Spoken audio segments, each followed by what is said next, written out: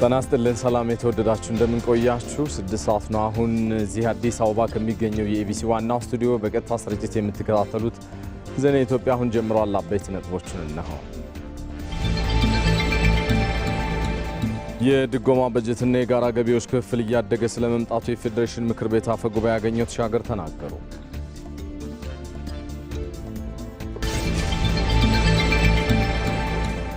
ከንቲባ አዳነች አቤቤ መጪውን የኢድ አል-ፈጥር በዓል ምክንያት በማድረግ 100 ሺህ ለሚሆኑ ወገኖች ማዕድ አጋሩ።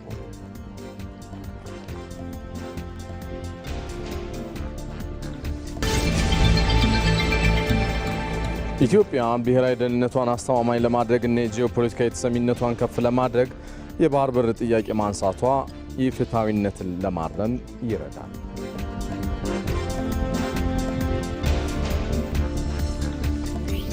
በቀጥታ ስርጭት ከምትከታተሏቸው ዘገባዎች በተጓዳኝ ባልደረቦች በተለያዩ አዳዲስና ወቅታዊ ጉዳዮች መረጃዎችን ከደቂቃዎች በኋላ ላይ ያደርሱን በቀጥታ መስመራችን ይገኛሉ። ላስተዋውቃችሁ የድጎማ በጀትና የጋራ ገቢዎች ክፍልን እያደገ ስለመምጣቱ የፌዴሬሽን ምክር ቤት አፈ ጉባኤ አገኘሁ ተሻገር ተናግረዋል።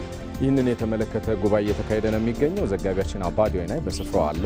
የተነሱ ዋና ዋና ጉዳዮችን የሚያጋራን ይሆናል። ከንቲባ አዳነች አቤቤ መጪውን የኢድ አል-ፈጥር በዓል ሳቢያ በማድረግ 100 ሺህ ለሚሆኑ ወገኖች ማዕድ አጋርተዋል። ያስተላለፉት መልእክት አለ። ከዚሁ ጋር ተያይዞ ዘጋቢያችን ይመራደም የሚጠብቀን ይሆናል። መከላከያ ሚኒስቴር የሴቶችን ቀን በማስመልከት በተለያዩ የግዳጅ ቀጠናዎችና የሙያ ዘርፎች ተሰማርተው የላቀ ጀግንነት ለፈጸሙ ሴት የሰራዊት አባላት እውቅና ሰጥቷል። የትኞቹ ሀሳቦች ተነሱ? እውቅና የተሰጣቸውስ ምን መልእክት አስተላለፉ? ብሩክታይት አሳት ከደቂቃዎች በኋላ መረጃዎችን እያጋራችን ትቆያለች። ሁሉንም ዘገባዎች የተከታተላችሁ አብራችሁ እንድትዘልቁ ነው ሰለሞን ኃይለ ኢየሱስ ጋብዛለሁ። መልካም ጊዜ።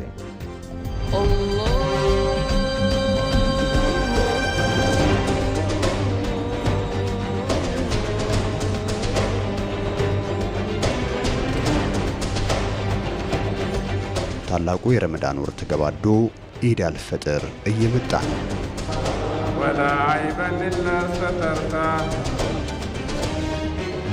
ህብረቱ ሲጠነክር፣ ጀማው ሲበረታ፣ ሀገር ምድሩ ያምርበታል።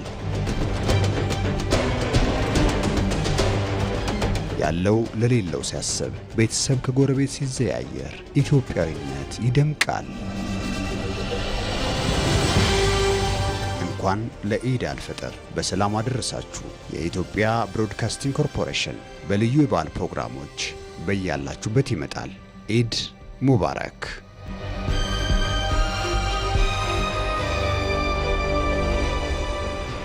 እንቀጥላለን። ቀዳሚ ወደሆነው ዘገባ ልሻገር። የሚደረጉ የድጎማ በጀትና የጋራ ገቢዎች ክፍል እያደገ ስለመምጣቱ የፌዴሬሽን ምክር ቤት አፈ ጉባኤ አገኘሁ ተሻገር ተናገሩ። በበይነ መንግስታት የፊስካል ግንኙነቶች ዙሪያ የፌዴሬሽን ምክር ቤት ለሕዝብ ተወካዮች ምክር ቤት የበጀት ፕላንና ፋይናንስ ጉዳዮች ቋሚ ኮሚቴ አባላት ስልጠና እየሰጠ ይገኛል። ይህንን እውነት እየተካተለ የሚገኘው ዘጋቢያችን አባዲ ወይናይ ተጨማሪ መረጃዎችን ሊያጋራን በቀጥታ መስመራችን ላይ ነው የሚገኘው። ሰላም ላንተ አባዲ፣ እንደምን ቆየ? ለመሆኑ የበይነ መንግስታት የፊስካል ወይ ደግሞ የኢኮኖሚ ግንኙነት ለማሳደግ ምን ስራዎች እየተሰሩ ነው ተባለ? የፌዴሬሽን ምክር ቤት አፈ ጉባኤ አገኘሁ ተሻገር ተገኝተዋልና ያነሷቸውን ሀሳቦች ንገረን እስኪ።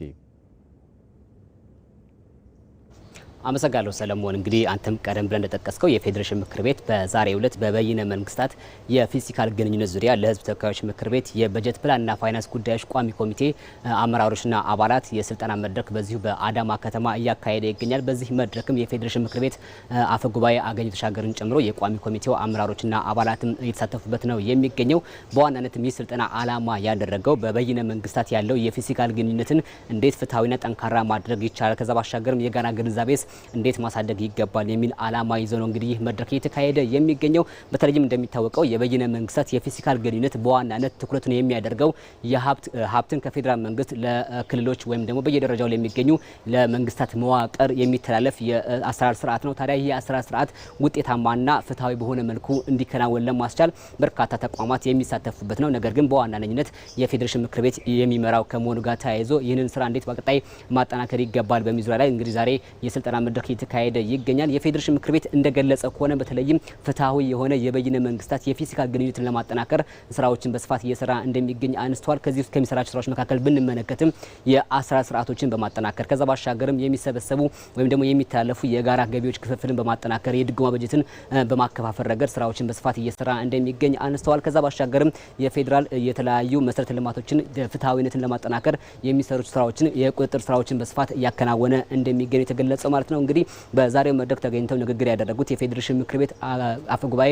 አገኘሁ ተሻገር እንደገለጹት ከሆነ በየአመቱ የሚደረጉ የሀብት ክፍፍል ስራዎች ይተናከሩ መሆናቸውን አንስተዋል። ለምሳሌ እንኳን ብንመለከት በጋራ ገቢ ክፍፍል ብንመለከት ከለውጥ በፊት ማለትም ደግሞ ከሚሰሩ የማሻሻያ ስራዎች በፊት በ2013 ዓመተ ምህረት ከነበረው የ4.1 ቢሊዮን ብር አሁን ላይ በ2017 በጀት አመት ብቻ ማለት ነው ወደ 91.7 ቢሊዮን ብር ለክልሎች በጋራ ገቢ አማካኝነት መተላለፉን አንስተዋል። ይህ ደግሞ አጠቃላይ የተለያዩ መሰረተ ልማቶች እንዲከናወኑ ለማስቻል ከፍተኛ አበርክቶ እንዳለው አንስተዋል። ከዛ ባሻገርም የሮያሊቲ ወይም ደግሞ የባለቤትነት ክፍያ እንዲሁ ከጊዜ ወደ ጊዜ እያደገ መሆኑን አንስተዋል።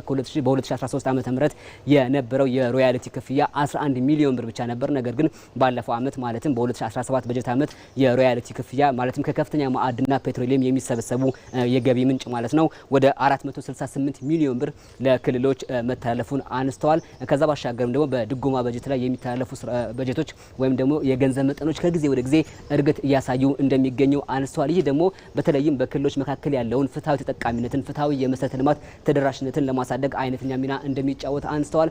እንዲሁም ደግሞ ከፌዴራል መንግስት ባሻገር በፌዴራል ተቋማት መካከል የሚደረጉ የተለያዩ ለተወሰነ ዓላማ የሚውሉ የድጎማ በጀቶችም እንዲሁም እያደጉ መሆናቸውን አንስተዋል። ነገር ግን እነዚህ ውስን ዓላማ ያላቸው የድጎማ በጀቶች ለተያዘላቸው ዓላማ መዋላቸውና ያላቸውን ፍትሃዊነት ለማረጋገጥ እንግዲህ የፌዴሬሽን ምክር ቤት ትኩረት አድርጎ እየሰራ እንደሚገኝ አፈ ጉባኤው አነስተዋል። በቀጣይም ደግሞ መሰል ውይይቶችን በማዘጋጀት አጠቃላይ በዘርፉ ያለውን የጋራ የሆነ እሳቤና የጋራ የሆነ አረዳድን ማጠናከር እንደሚገባ ነው አፈ ጉባኤ አገኘሁ ተሻገር ዛሬ የተናገሩት። ባልደረባችን አባዶ ይናይ ከስፍራው በቀጥታ መስመራችን መረጃዎችን ስላጋራህ እናመሰግናለን። መልካም ቀን። ወደ ሌላኛው ዘገባ አሻገራለሁ። የአዲስ አበባ ከተማ አስተዳደር ከንቲባ አዳነች አቤቤ መጪውን የኢድ አልፈጥር በዓል ምክንያት በማድረግ 100 ሺህ ለሚሆኑ ወገኖች ማዕድ አጋሩ። የማዕድ ማጋራት ጊዜያዊ ችግርን ለመፍታት ብቻ ሳይሆን ለሕዝባችን ያለንን ፍቅርና አብሮነት የምንገልጥበት ነው ብለዋል ከንቲባዋ። ልበቀና ባለሀብቶችንና ተቋማትን በማስተባበር በተደረገው በዚህ የማዕድ ማጋራትም ድጋፉን ላደረጉ ምስጋናቸውን አቅርበዋል ከንቲባዋ። እዚህ ጉዳይ እንቆያለን። ይህንን ሁኔታ እየተከታተለ የሚገኘው ዘጋቢያችን ይመር አደም በቀጥታ መስመራችን ላይ ነው የሚገኘው። ተጨማሪ መረጃዎችን ሊያጋራን ይመር፣ እንደምን ቆየህ?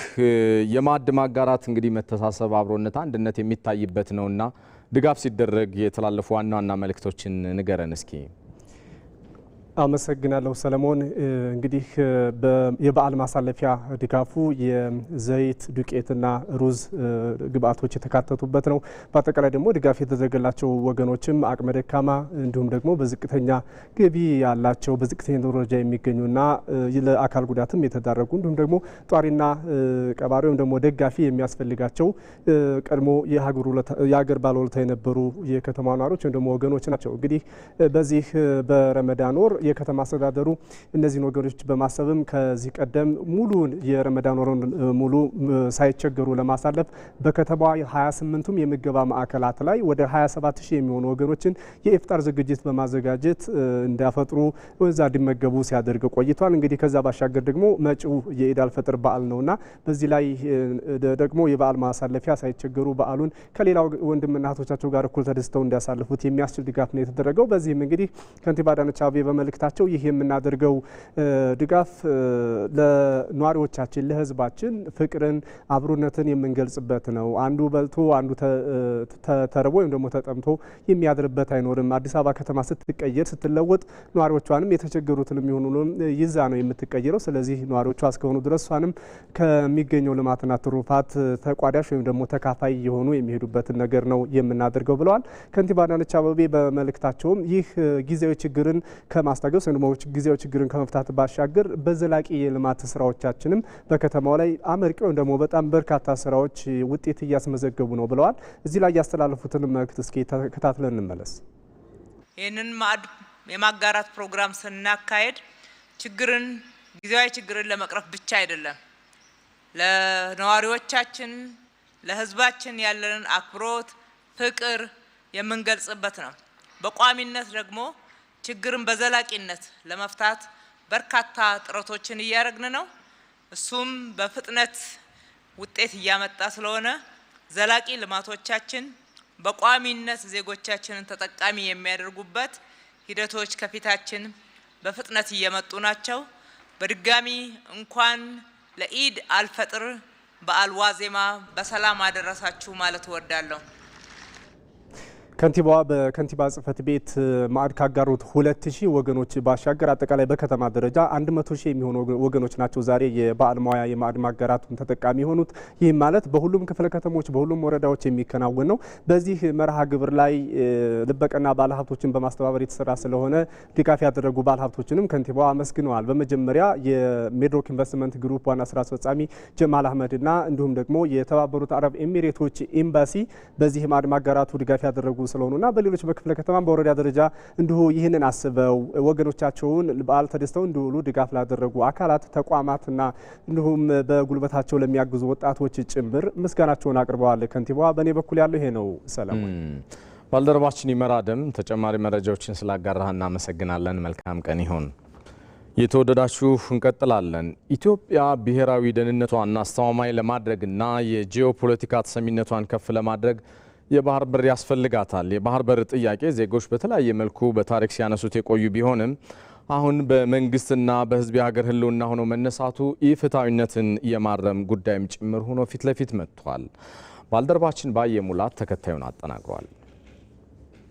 አሁን ባለው የዓለም ነባራዊ ሁኔታ የባህር በር ለአንድ ሀገር ከኢኮኖሚ አውታርነት ባለፈ የሉዓላዊነት መጠበቂያ መሳሪያና የጂኦ ፖለቲካዊ ተሰሚነት ምንጭ እየሆነ መጥቷል። ኢትዮጵያ እያደገ ያለው የኢንዱስትሪና የግብርና ክፍለ ኢኮኖሚዋ ከዓለም ንግድ ጋር እንዲገናኝ የባህር በር የግድ መሆኑን አስምራበታለች። እርግጥ ኢትዮጵያ ለባህር በር አዲስ አይደለችም። ከ35 ዓመታት በፊት ያለውን ጊዜ ብናስታውስ በዓለም ንግድ ቁልፍ በሆነው የቀይ ባህር መስመር የንግድ መርከቦችን ከማንቀሳቀስ ባሻገር በጠንካራው የባህር ኃይሏ የቀጠናውን ደህንነት በመጠበቅ አለኝታ ነቷን ያሳየችበት ነበር። ይሁን እንጂ ከሕግም ከታሪክም በተቃረነ መልኩ በሴራ ከዚህ ቁልፍ የባህር መስመር ርቃ ከተቆለፈባት 3 አስርት ዓመታት ተሻገሩ። አሁን እየተነሳ ያለው የባህር በር ጥያቄ ከኢኮኖሚያዊ አመንክዮ ባሻገር የሀገር ሉዓላዊነትና የብሔራዊ ደህንነት ጉዳይ ሆኖ ይነሳል። የቀድሞ ፖለቲከኛ ፕሮፌሰር አድማሱ ገበየሁ የባህር በር ጉዳይ ኢትዮጵያውያን ከሀሳባቸው የማይነጥሉት የብሔራዊ ደህንነትና የሀገር ሉዓላዊነት መጠበቂያ ማማ መሆኑን ይገልጻሉ። ወደብን ወይም የምትልክበት የምትቀበልበት እንደዚህ አይነት በብዙ አቅጣጫ ልታገኝ ይችል ይሆናል። እሱ እንኳ ሆኖ በጣም ልቸገር ብለህ ከሌላው ነገር ሁሉ አስቀድመህ ልትከራይ ትችላለህ። ግን እሱ አይደለም። ቅድም እንዳልኩ በጣም ወሳኝ የሆኑ የሀገራዊ ምስጢሮች ሁሉ ሊከበሩ የሚችሉት የራስ ወደብ ሲኖር ነው። በኢኮኖሚ ገጹ ስንመለከተው 80 በመቶ የሚሆነው የዓለም ንግድ የሚንቀሳቀሰው በባህር መሆኑ መርከቦች የሚያርፉበት ወደብ ባለቤት መሆን ለሀገራት ኢኮኖሚ እድገት ያለውን ፋይዳ ይናገራል። በዚህ ረገድ ኢትዮጵያ ለወደብ ኪራይ የምትከፍለው ከፍተኛ ገንዘብ በሸቀጦች ተመንዝሮ የዋጋ ጭማሪን በማስከተል በእያንዳንዱ ዜጋ ጓዳ የሚገባና የሚቆጠር የዋጋ ጭማሪን እያስከተለ ነው። ለዚህም ነው የኢትዮጵያ የባህር በር ጥያቄ ከአጀንዳዎች ሁሉ ቀዳሚ የሚሆነው። ይህ ሆኖ ያለ ከለውጡ በፊት በነበረው አስተዳደር የባህር በር ጥያቄን ማንሳት እንደ ነውር የሚቆጠር ቢሆንም በርካቶች ሲያብሰለስሉት ጥቂት የማይባሉትም በአደባባይ ሲገልጹ ተስተውሏል። ፕሮፌሰር አድማሱ ገበየሁ የሚመሩት የኢትዮጵያ ዲሞክራሲ ፓርቲ ኢዴፓ በ1990ዎቹ ህዝብን በማስተባበርና ከ150 ሺህ በላይ ሰዎችን ፊርማዎችን በማሰባሰብ ኢትዮጵያ የባህር በር ያጣችው በኢፍትሐዊ መንገድ መሆኑን ዓለም አቀፍ ተቋማት እንዲያውቁት ለማድረግ ሞክረውም ነበር። ኢትዮጵያ በ1980ዎቹ ከቀይ ባህር ስትገለል ከባህሩ መነጠል ብቻ ሳይሆን በወደቦች የገነባቻቸው የህዝብ ሀብት የሆኑ መሰረተ ልማቶች ጭምር ነበር ያለምንም ካሳ የተወሰደባት። አሁን የሀገር የወደፊት ዕጣ ፈንታ የሚጨንቀው ህዝብና መንግስት ሲመጣ የባህር በር ጥያቄን መጋረጃውን በመግለጥ የሀገር ህልውና አድርጎ ማንሳቱ ኢፍትሐዊነትን የማረም እርምጃ ሆኖ ይጠቀሳል። ህግንና ስርዓትን ባልፈቀደ መንገድ የሄደን የባህር በር አሁን ኢትዮጵያ ጥሩ መሪ ስታገኝ፣ አሁን ኢትዮጵያ ጥሩ ልጆቿን ስታገኝ፣ አሁን ኢትዮጵያ የተማሩ ልጆቿን ስታገኝ ወይም ደግሞ ለሀገር ተቆርቋሪ ወገን ሲመጣ ህገወጥ ድርጊት መስተካከል አለበት። ግልጽ የሆነ ኢፍትሐዊነትን ማረም ነው። አሁን የዚህ የወደብ ጥያቄ የባህር በር ጥያቄ በሚመጣበት ጊዜ የተለያየ ምክንያቶች ሊሰጡት ይችላል። ግን ዋናው ምክንያት ምንድነው? ግልጽ ኢፍትሐዊነትን ማረም ነው። ኢትዮጵያ የባህር በርን ማግኘት ስትሻ ቀጠናዊ ትስስርን ይበልጥ ማጎልበትንና ከሌሎች ጋር አብሮ የማደግ መርህን በማስቀደም ነው። ይህን ፍላጎቷን ለዓለም ማሳወቅ ደግሞ የባህር በርን በሰላማዊ መንገድ ለማግኘት ዜጋውም ሀገርም ከፍ አድርገው የሚይዙት የቤት ስራ ነው። ጦርነት ይፈልጋል። ይሄ ጦርነት የመሳሪያ ጦርነት አይደለም፣ የዲፕሎማሲ ጦርነት። በዚህ ጉዳይ ላይ የዓለም ሕዝብ በሙሉ ጉዳዩን በጥንቃቄ እንዲያጤነው መንገር አለብን። ባለው አጋጣሚ ሁሉ ማግባባት አለብን። የባህር በር ጥያቄ ለአጋርነት ግብዣ ነው እንጂ የስጋት አይደለም ወይም የመውረር አይደለም።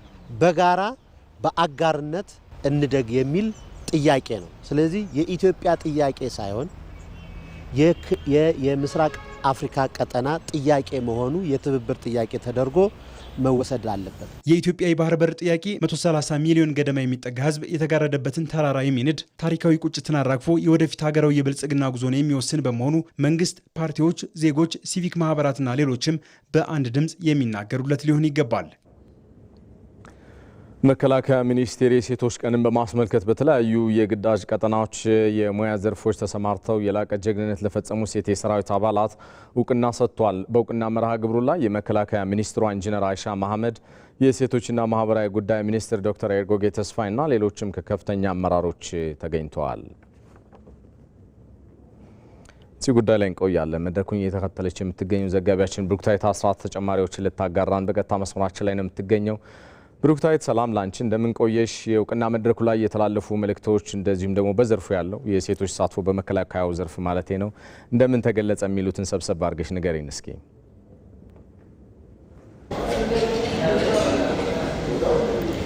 አመሰግናለሁ። እንግዲህ የሴቶች ቀን በዓለም አቀፍ ደረጃ 115ኛ በሀገር አቀፍ ደረጃ ደግሞ ለ50ኛ ጊዜ መከበሩ ይታወሳል። ይህንንም በማስመልከት ታዲያ የመከላከያ ሚኒስቴር በዛሬው ዕለት በተለያዩ ዘርፎች ላይ አስተዋጽኦና የላቀ ግዴታቸውን ለተወጡ የሴት የሰራዊት አባላት የእውቅና መርሃ ግብር አካሂዷል። በዚህ መርሃ ግብር ላይ እንግዲህ ቀደም ሲል አንተ በመግቢያ ላይ እንዳነሳው የተገኙት የመከላከያ ሚኒስትሯ ኢንጂነር አይሻ መሐመድ እንዲሁም ደግሞ የሴቶችና ማህበራዊ ጉዳይ ሚኒስትሯ ዶክተር ኤርጎጌ ተስፋዬ እና ሌሎችም ተገኝተዋል። በዚህ በመድረኩ ላይ ታዲያ ንግግር ያደረጉት የመከላከያ ሚኒስትሯ ኢንጂነር አይሻ መሐመድ በተለይም ደግሞ በተለያዩ ዘርፎች ተሰማርተው የሚገኙ የሴት የሰራዊት አባላት ግዳጃቸውን መወጣታቸው የኢትዮጵያ የቁርጥ ጀግኖች መሆናቸውን ማሳያ መሆናቸውን ነው እንግዲህ ያነሱት። ከዛም ባሻገር በቀጣይም ታዲያ ግዴታቸውን በመወጣት ኃላፊነታቸውን በመወጣት የሀገር ቁርጥ ልጅ መሆናቸውን እንዲያሳዩም በቀጣይም ስራቸውን እንዲከውኑ ነው ኢንጂነር አይሻ መሐመድ ያነሱት ማለት ነው። ከዛም ባሻገር እንግዲህ በዚህ መድረኩ ላይ የተገኙት የሴቶችና ማህበራዊ ጉዳይ ሚኒስትሯ ዶክተር ኤርጎጌ ተስፋዬ በተለይም ደግሞ ሴት የመከላከያ ሰራዊት ከወንዶች እኩል በግዳጅ ላይ ተሰልፈው የሀገርን ክብርና ሉዓላዊነት በማስጠበቅ ረገድ ሰፋፊ ስራዎችን እየሰሩ መሆናቸውን አንስተዋል። በቀጣይም ታዲያ እነዚህን ስራዎች በመስራት ዛሬ ላይ የተሰጣቸው እውቅና በአደራ መሆኑን ተቀብለው በቀጣይም የሀገርን ሉዓላዊነትና ሰላምን ከማስጠበቅ የሀገርን ድንበር ከማስጠበቅ አኳያ ስራቸውን አጠናክረው መቀጠል እንዳለባቸው ነው የተነሳው። እንግዲህ ሴቶች በተለይም በማህበራዊ በኢኮኖሚያዊ ዘርፎች የተለያዩ ስራዎች እየሰሩ መሆኑ ይታወቃል። በዚህ በመከላከያ ሰራዊት አባላትም ታዲያ በተለያዩ የግዳጅ ዘርፎች የግዳጅ መስመሮች ላይ በተለያዩ የስራ ዘርፎች ላይ ተሰማርተው እየሰሩ መሆኑ ይታወቃል። በዛሬው ዕለትም እውቅና የተሰጣቸው የሴት የመከላከያ ሰራዊት አባላት በተለያዩ ዘርፎች ነው ማለት ነው። እንግዲህ ከበፊት ጀምሮ ከአድዋ ጦርነት እንዲሁም ደግሞ ከዛም በፊት ጀምሮ የሴት የሰራዊት አባላት ትልልቅ የሀገር ሉዓላዊነትን ከማስጠበቅ አኳያ የተለያዩ ተጋድሎችን እንደሚፈጽሙ ይታወቃል። አሁንም ታዲያ ይህንን ስራቸውን እያስቀጠሉ የሀገራዊ ሉዓላዊነት በማስጠበቅ ኢትዮጵያ የቁርጥ ልጅ መሆናቸውን እያሳዩ እንደሆነ ነው እንግዲህ በመድረኩ የተነሳው ማለት ነው። ብሩክታይት አስራት በቀጥታ መስመራችን ለመረጃዎችሽ እናመሰግናለን። መልካም ጊዜ። እዚህ ሸጎሌ አካባቢ ከሚገኘው ዋናው ስቱዲዮአችን በቀጥታ ስርጭት እየተከታተላችሁት የምትገኙ ዜና ኢትዮጵያ እንደቀጠለ ነው። የኢትዮጵያን የብልጽግና ጉዞ ለማፋጠን የሚያስችልና በ2030 የኤሌክትሪክ ተደራሽነትን 75% የሚያደርስ የንፋስና የፀሐይ ኃይል አማራጮች ላይ ሰፊ ስራዎች ተጀምረዋል በኢትዮጵያ። ይህንን ተደራሽነት ለማረጋገጥ ታዲያ የውሃ ኃይልና ከውሃ ኃይል ከሚሰራ ባሻገር የንፋስና የፀሐይ ኃይል አማራጮችን በማቀናጀት እስካሁን በጨለማ የቆዩ አካባቢዎችን በብርሃን ለማገናኘት በትኩረት እየተሰራም ይገኛል። በጉዳዩ ዙሪያ ባልደረባችን ሂሩት እምቢያለ ተከታዩን ይዛለች። ውሃዎች ይፈሳሉ፣ ንፋስ ይነፍሳል፣ ፀሐይዋም ዘወትር ታበራለች። ኢትዮጵያ ይህንን ተፈጥሯዊ ጸጋ ወደ ኢኮኖሚያዊ ጉልበት ለመቀየር የጀመረችው ግዙፍ ጉዞ አሁን ፍሬ ማፍራት ጀምሯል። ዛሬ ላይ ኢትዮጵያ የምስራቅ አፍሪካ የኃይል ባንክ በመሆን ቀጠናውን በኤሌክትሪክ ሰንሰለት እያስተሳሰረች ሲሆን ይህ ስኬት ደግሞ በዜጎች ደጃፍ ላይ ብርሃን ሆኖ ለመድረስ የኢትዮጵያ ኤሌክትሪክ አገልግሎት የመሰረተ ልማት አውታሮችን መሰረት አድርጎ ጉዞውን ቀጥሏል። በታዳሽ ኃይል ሀብት የታደለችው ኢትዮጵያ ከ60 ሺህ ሜጋዋት በላይ ኤሌክትሪክ ማመንጨት አቅም ያላት ምድር ናት። ይህ ግዙፍ አቅም ከአፍሪካ ቀዳሚ የንጹህ ኃይል ባለቤት ያደርጋታል ተብሎ ይታመናል። በመሬት ላይ ያለው እውነታ ግን ከቁጥርም በላይ ነው። በአሁኑ ወቅት የዓለምን ትኩረት የሳበው ታላቁ የኢትዮጵያ ህዳሴ ግድብ ግንባታው ተጠናቆ ኃይል ማመንጨት በጀመረባቸው ክፍሎች ብቻ የኢትዮጵያን የኃይል አቅርቦት በእጥፉ እያሳደገው ይገኛል። ከውሃው ጎን ለጎን በአዳማ ባሸጎዳና ባይሻ የሚገኙ የንፋስ ኃይል ማመንጫዎች እንዲሁም በፀሐይ ኃይል የሚከናወኑ ልማቶች የአረንጓዴ ኤነርጂ ጉዞዋን አድምቀውታል። የንፋስ ኃይል አጠቃላይ ካፓሲቲያችን ስንመለከት ከ10 ሺህ ሜጋዋት በላይ ይገመታል። ከፀሐይ ኃይል ማመንጫ ግን የሚገኘው ኃይል የሚገለጸው በምንድን ነው? አጠቃላይ ኢትዮጵያ ካለችበት ፖዚሽን ኢኳተር ላይ ከመገኘቷ ጋር ተያይዞ 1 ሜትር በ1 ሜትር በሆነ ኤሪያ ላይ ወይ 1 ሜትር ስኩዌር የሆነ ኤሪያ ላይ 5.5 ኪሎዋት አወር በአንድ ቀን ውስጥ ማመንጨት ይቻላል ኢትዮጵያ ውስጥ ማለት ነው። ይሄ ማለት በቀላል ቋንቋ ብንገልጸው አንድ የ3 ኪሎዋት የሚጠቀም ምጣድ ያለው ሰው በቀን ውስጥ ለ2 ሰዓት መጠቀም የሚችለው ለ2 ሰዓት በተከታታይ መጠቀም የሚችለውን ኢነርጂ በ1 ሜትር በሆነ ኤሪያ ውስጥ ከኢትዮጵያ ውስጥ ማመንጨት ይቻላል። አብዛኛው የኢትዮጵያ አካባቢ ደግሞ ይሄን ለማመንጨት በጣም የተመቸ ነው። ይህ ግዙፍ የቤት ስራ የዜጎችን ማህበራዊና ኢኮኖሚያዊ ህይወት ለመቀየር ያለመ ሲሆን በተለይም በ2030 የኤሌክትሪክ ተደራሽነትን 75% ለማድረስ የተቀመጠውን የኢትዮጵያን የብልጽግና ጉዞ የሚያፋጥን መሆኑ ተመላክቷል። ይህም በከተማና በገጠር መካከል ያለውን የኃይል አቅርቦት ልዩነት ከማጥበብም በላይ የገጠሩ ማህበረሰብ በዘመናዊ ቴክኖሎጂና በኢንዱስትሪ ስራዎች እንዲሰማራ መንገድ የሚከፍት ነው። ኢትዮጵያ በጣም ሰፊ ሀገር ከመሆኗ ጋር ተያይዞ በርካታ ከዋናው ግሪድ ርቀው የሚገኙ የገጠር ቀበሌዎች አሉ። እነዚሁም በሙሉ ከዋናው መረብ ማዳረስ ስለማይቻል በተለይም ከታዳሽ ኃይል አማራጮች መካከል ከፀሐይ ኃይል ማመንጫ የሚገኘውን ኃይል በመጠቀም ኤሌክትሪክ የማዳረስ ስራ ባለፉት 4-5 ዓመታት ስናከናውን ቆይተናል። በዚህም መሰረት ወደ 98 ቀበሌዎች ተጀምረዋል። ከነዚህም ውስጥ 17ቱ አገልግሎት እያገኙ ይገኛሉ። ቀሪዎቹን ወደ 81 የሚጠጉትን ደግሞ በዚህ በጀትና በቀጣይ በጀት ዓመት የምናጠናቀቅ ነው የሚሆነው። በአጠቃላይ በዚህ ፕላን ላይ የተቀመጠው በ2030 በፈረንጆቹ አቆጣጠር ማለት ነው ወይ በእኛ በ2025 75% የሚሆነውን የመላው የሀገራችንን ሕዝብ ኤሌክትሪክ ተጠቃሚ ለማድረግ ታስቧል። ለዘመናት በጨለማ ሲታገሉ ይኖሩ የገጠር መንደሮችና የከተማ ኢንዱስትሪዎች ዛሬ ከተራሮች አናትና ከሸለቆዎች ግርጌ በሚመነጨው ንጹህ ኃይል አዲስ የብልጽግናን ተስፋ ሰንቀዋል። ከታላቁ የህዳሴ ግድብ እስከ ንፋስ ማመንጫዎች የተዘረጋው የብርሃን ጉዞ የሀገር ውስጥ ፍላጎትን አልፎ ለቀጠናው ትስስር አዲስ የዲፕሎማሲ መስመር እየቀደደ ይገኛል። ኢትዮጵያ በድፍን አፍሪካ እንደሚታወቀው ካላት የኢነርጂ ሶርሶች ከሞላ ጎደል ከክሊን ኢነርጂ የሚመረቱ ናቸው። ለዚህም አንዱ ማሳያው በኢትዮጵያውያን ሀብት ብቻ የተገነባው የህዳሴ ግድብ ለኛ ለኢትዮጵያውያን ኩራት፣ ለመላው አፍሪካ ደግሞ የምሳሌነት ምልክት ነው። ኢትዮጵያ የሚቀጥለውን የአፍሪካን ዘመን እድገት ለማረጋገጥ የሚጣለው መሰረት ከሞላ ጎደል በክሊን ኢነርጂ ላይ ያተኮረ መሆን አለበት ብላ ታምናለች። ከውሃ ከነፋስና ከፀሐይ ብርሃን የሚመነጩ ታዳሽ ኃይል ለሀገራዊ ብልጽግና ብቻ ሳይሆን ለቀጠናው የኢኮኖሚ ትስስርም እንደ ዋነኛ የጀርባ አጥንት እየታየ ነው።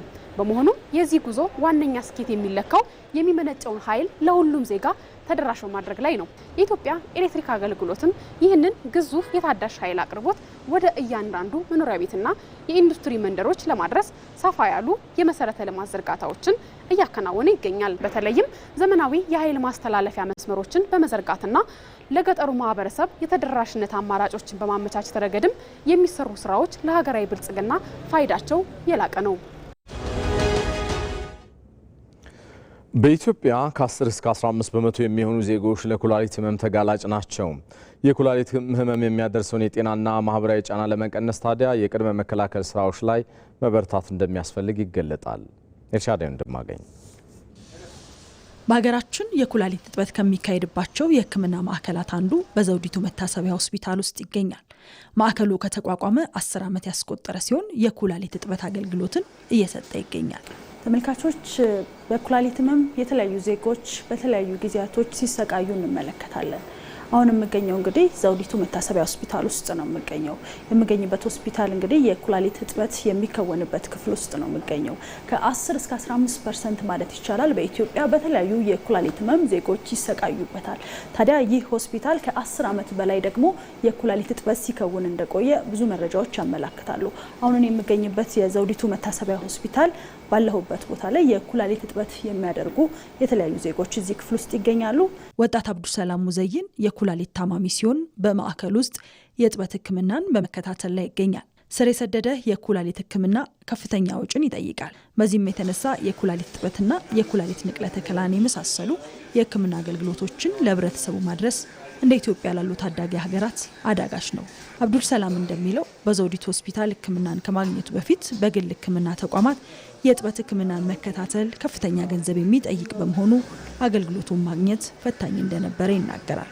ዘውዲቱ ሆስፒታል ገብቻለሁ እና ከዚህ በፊት 8 ዓመት ነው ዲያሊሲስ ያረኩት ማለት ነው የግል ቤት እና ከአመት በኋላ ነው ወደዚህ የተመለስኩት ወደ መንግስት ማለት ነው። እና ያለንበት ሁኔታ ያው የግል ቤት ስንታከም ካገኘን እንታከማለን፣ ካላገኘን ደግሞ አንታከም። ለምን በቃ የሚረዳን ሰው ከሌለ፣ የሚተባበረን ሰው የሚያግዘን ሰው ከሌለ አንታከም። አንስቶልኝ ከግል ቤት አውጥቶ ወደ መንግስት አምጥቶኛል። በጣም ያመሰግንኩት ነው ፈጣሪ ማለት ነው። አልহামዱሊላህ አላህ ምስጋና ይገባውና በጣም ችግር ላይ ነበርኩኝ። ከችግርም አልፎ በቃ ይሄ ማሽን ላይ ሂደን ዲያሊሲስ ለማድረግ በጣም ከባድ ነው። እንደ ዓለም አቀፍ የበሽታዎች ጥናት መረጃ ከሆነ በሀገራችን በኢትዮጵያ 5.6 በመቶ የሚሆኑ ኢትዮጵያውያን ስር የሰደደ ኩላሊት ህመም ተጠቂዎች ናቸው። ህመሙ ቀድሞ ከታወቀ ህክምናው በአንጻራዊነት ቀላል ቢሆንም ብዙዎች ህመሙ እንዳለባቸው ስለማያውቁ ወደ ህክምና ማዕከል የሚሄዱት ስር ከሰደደባቸው በኋላ ነው። ነገር ግን ይህ ህመም ከታወቀ ጊዜ ጀምሮ ታካሚዎች ወደ ህክምና ተቋም ሲመጡ ጥብቅ ክትትል እንደሚደረግ ተገልጿል። የተለያዩ ህክምናዎችን በመስጠት የኩላሊቱ ህመም ባለበት ቦታ እንዲቆይ ወይም ደግሞ እንዳይባባስ ከተባባሰም ቀስ እያለ ፕሮግሬሽኑ እንዲሄድ የሚያግዙ የተለያዩ መድኃኒቶች አሉ። እነሱ መድኃኒቶች በውስጥ ደዌ ስፔሻሊስት ሐኪምና በኩላሊት ሰብ ስፔሻሊስት ሐኪሞች እንደዚህ አይነት ህክምና እንሰጣለን። አልፎም ደግሞ ጊዜውን ጠብቆ ህመሙ እየተባባሰ ሲሄድ ከ10 ዓመት ከ20 ዓመት ከ30 ዓመት በኋላ ሬናል ሪፕሌስመንት ቴራፒ ወይም ደግሞ የኩላሊትን ስራ ተክቶ ሊሰራ የሚያስችል ህክምና ማለትም የኩላሊት እጥበት ወይ ንቅለ ተከላ በሚያስፈልግበት ጊዜ ላይ በሆስፒታላችን ውስጥ ኮምፕሬሄንሲቭ የሆነ የኩላሊት እጥበት አገልግሎት እንሰጣለን። ማለትም እጥበቱ በሚያስፈልግበት ጊዜ ላይ በሳምንት ውስጥ 2-3 ሳይክል ለታማሚዎቻችን ይሰጣል ማለት ነው። ከ35 እስከ 40 ታማሚዎች በቋሚነት በነፃ መንግስት ሄድ አድርጎ ይህንን ህክምና ያገኛሉ። የጤና ሚኒስቴር የኩላሊት ጤናና ተላላፊ ያልሆኑ በሽታዎች ብሔራዊ ስትራቴጂ ውስጥ በማካተት በሽታውን ለመከላከል እየተሰራ መሆኑን በጤና ሚኒስቴር በሽታ መከላከልና መቆጣጠር ዴስክ ኃላፊ ዶክተር ሰላማዊ ታየለ ይገልጻሉ። ጥናቶች እንደሚያሳዩት ከ52% በላይ የሆነ ማህበረሰባችን በተላላፊ ያልሆኑ በሽታዎች በሞት እያጣን ያለንበት ሁኔታ ነው።